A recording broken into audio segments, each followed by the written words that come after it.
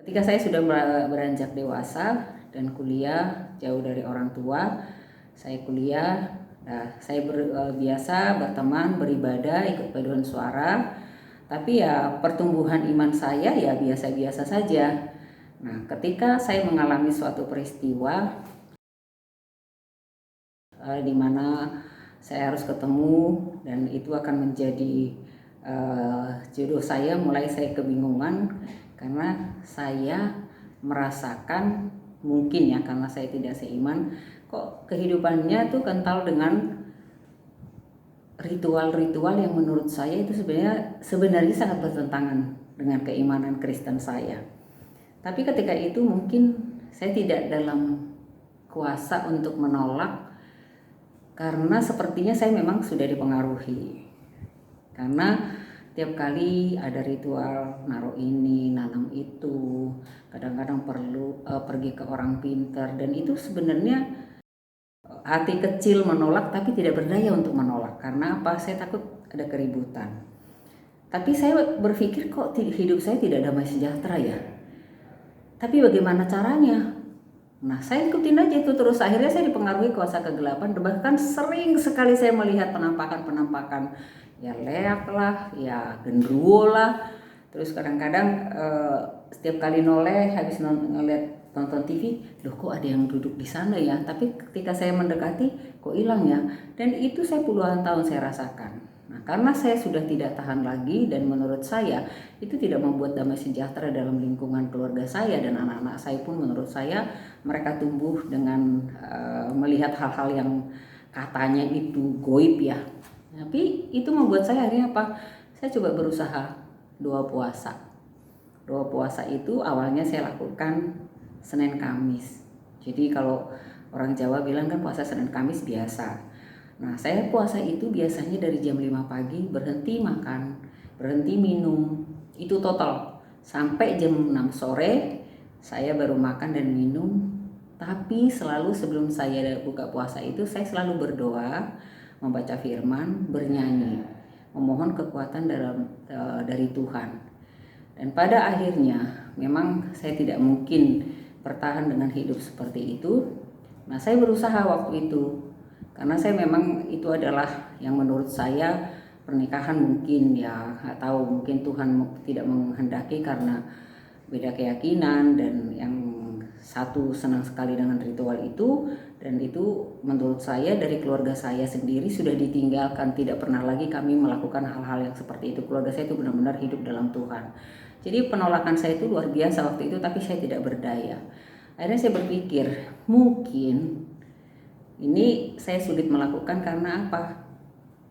Beda keyakinan yang menurut saya tidak satu tujuan. Nakhoda saya tidak membawa saya kepada damai sejahtera, tapi saya kan harus jadi tiang dua di keluarga saya. Dan anak-anak saya menyaksikan ibunya ini kuat berdoa, bawa mereka ke gereja, dari sekolah minggu, CD.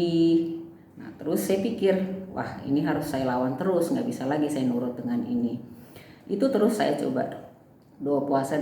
Bahkan orang-orang di sekeliling saya sering nanya, apalagi yang bukan seiman dengan saya, buat apa sih doa puasa?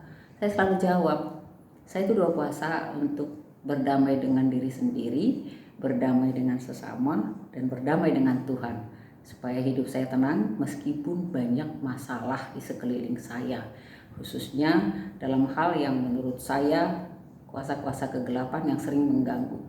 Bunyi-bunyian, penampakan itu sering sekali saya rasakan di rumah.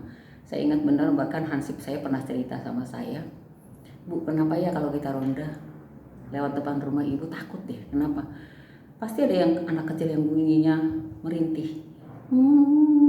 Saya pikir ya, kok kamu ngomong begitu? Itu nada anak saya yang perempuan kalau nangis. Ya serem amat ya, dalam hati saya, perasaan saya anak saya tidur nyenyak kok, kenapa kamu lihat, kok kamu dengar seperti itu. Saya lama terkungkung dalam kondisi itu. Pada akhirnya karena saya pikir nggak mungkin ini terus dipertahankan, saya berani mengambil langkah. Saya keluar dulu dari rumah selama 2 bulan, saya bawa anak-anak saya. Disitulah saya berani memutuskan ini nggak bisa dibiarkan. Nah, saya harus mengambil langkah drastis. Nah, Tuhan menyelesaikannya dengan baik. Dan ini yang menjadi kesaksian saya juga.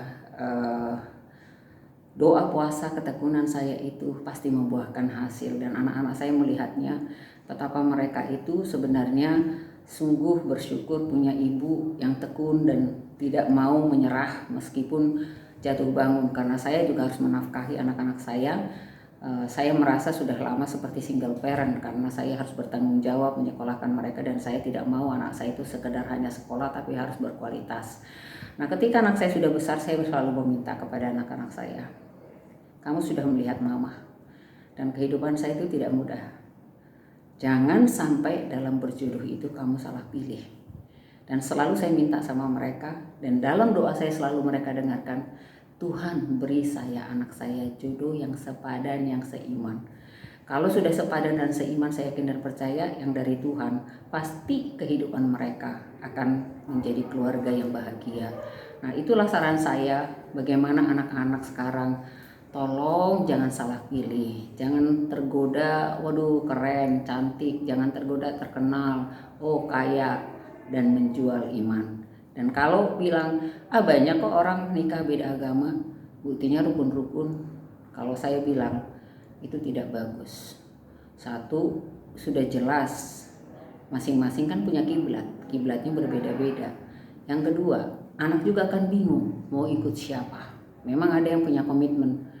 Nanti kalau sudah lahir, yang laki ikut ini, yang perempuan ikut itu menurut saya nggak benar. Kalau menurut saya, tetaplah minta sama Tuhan. Ketika Anda itu memohon supaya diberikan Tuhan jodoh, cari, minta sama Tuhan, beri saya Tuhan jodoh yang sepadan, yang seiman.